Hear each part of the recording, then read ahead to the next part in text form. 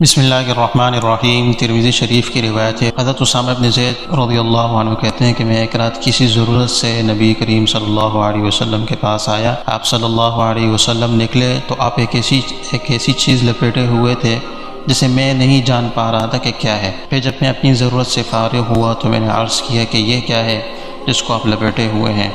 تو آپ نے اسے کھولا تو وہ حضرت حسن اور حضرت حسین تھے اور آپ علیہ السلام کے کولے سے چپکے ہوئے تھے۔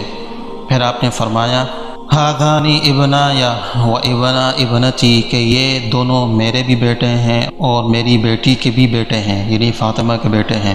اللہم انی احبہما فاحبہما، اے اللہ میں ان دونوں سے محبت کرتا ہوں، تو بھی ان سے محبت کر۔